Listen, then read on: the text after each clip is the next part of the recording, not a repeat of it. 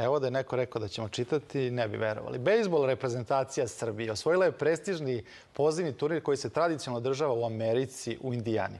U finalu je pobeđena reprezentacija Severne Amerike. O ovom uspehu izveštavali su i mediji u Americi, među kojima su The Times i Sports. O uspehu bejsbola u jutarnjem programu govore Momčilo Kojić, selektor bejsbol reprezentacije Srbije, i Danijel Kozjak, reprezentativac.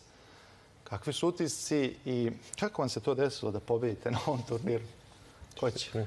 Evo ja ću. Ajde. Nakon prvobitne euforije i među igračima i među svima koji su nas pratili u Srbiji ovde, došla je jedna faza neverice u naše sposobnosti, a automatski su i apetiti porasli sad za naredna takmičenja koja su pred nama. To je onaj inat ili šta je to bilo? Kao neverica, pa će ti sad iz inata da pobedite ili... U finalu nam se bukvalno sve lepo složilo i zaigrali smo konačno čak i bolje nego što možemo. Zaista ja sam bio prijatno iznenađen sa svim igračima koji su tog dana na terenu dali 150% svojih mogućnosti. Možda nas je protivnik u tom trenutku malo i podcenio, ali na kraju je sve bilo u našu korist. Danijele, vi ste još uvijek igrač aktivni. Naravno, već 20 i nešto godina uspešno se bavim ovim sportom. Je li ovo najveći uspeh? Jeste. U stvari nije. 2016. godine smo pobedili u C grupi evropskog takmičenja, sa time smo stekli uslove da budemo u B grupi. Prošle godine u Beogradu bila održana takmičenje B grupe u našoj, što se tiče fazi, naravno. Zadržali smo mesto u B grupi, što je veoma bitna stvar, da bi mogli i ostvarili mogućnost da sledeće godine učestvujemo ponovo u takmičenju B grupe i pokušamo možda da uđemo u A grupu sa mnogo jačim i boljim ekipama.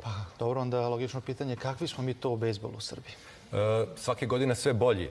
Bio je period kada naša reprezentacija se nije uopšte takmičila na evropskoj sceni i pre 4 godine kada smo se ponovo okupili, ja sam došao na mesto selektora ekipe, tada su i krenuli uspesi reprezentacije. Na prvom okupljanju obećao sam našim momcima da će ih dočekivati na balkonu kao i sve ostale reprezentacije i za to će imati priliku već koliko na olimpijadi u Tokiju 2020.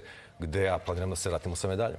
Planirate da se kvalifikujete, ili tako? Naravno, sledeće godine je ta B grupa gde treba da osvojimo prvo mesto.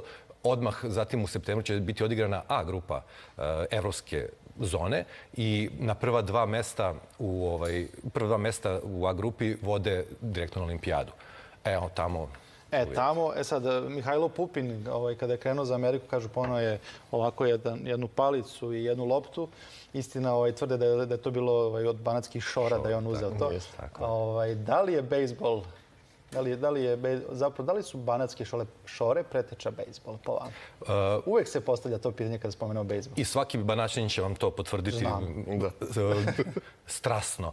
Međutim, i ona naša čuvena igra klisa je takođe podsjeća na tako neke igre. Bejsbol je nastao od engleske igre Rounders davnih 1804. godine. Evoluirao je vremenom i postao ovo što je danas. U Americi je to industrija, a ja bih pre svega rekao da je to jedna predivna igra u koju se deca momentalno zaljube čim dođu na teren i čim osete čari bejsbola, momentalno se zaljube i ostaju zauvek u njemu.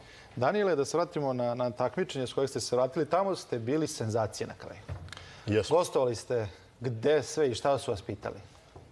Imali smo razna gostovanja što se tiče, kao i ove, kao i prošle godine, znači imali smo nekih humanitarnih organizacija koje su nas pozvale čisto da posetimo njihove uslove i u tome kako se bave. Znači, dosta naših iseljenika ili ti ljudi koji tamo već dosta generacija stanuju u Americi su dolazili na naše utakmice. Posle svake utakmice smo imali odlaske, znači druženje sa našim ljudima iz Amerike koje je njima dosta značilo upravo zbog toga da bi dobili informacije šta se dešava u Srbiji, kako je kod nas sve ostalo. Amerika kao Amerika, zemlja koja je dosta velika, dosta je u, što se kaže, brzini i svemu tome. Naši ljudi su bili prezadovoljni u suštini našom pojavom što uopšte postoji u Srbiji bejsbol. Druga stvar, pobede koje smo napravili tamo. Pobedili ste ih.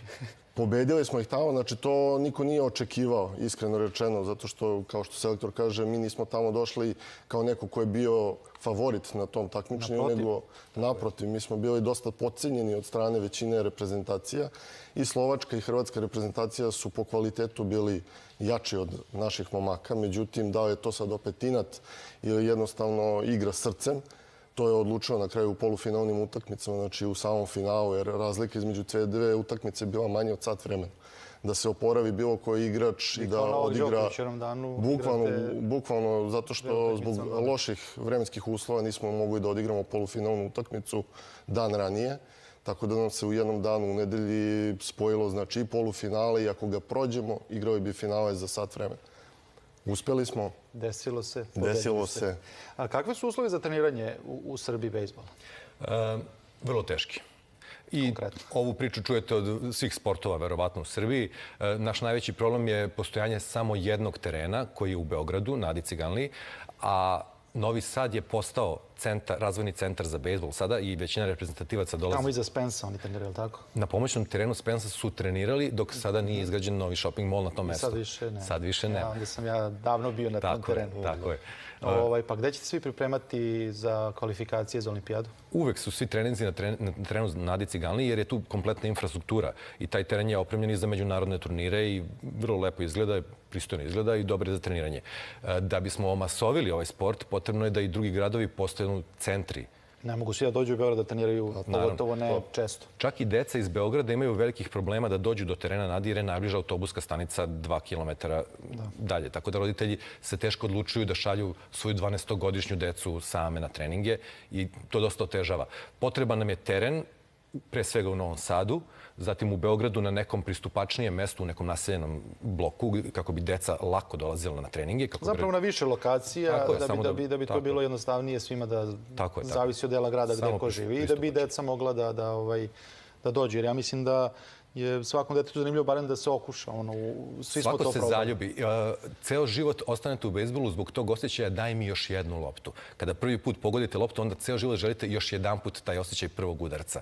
I tako već 25 godina.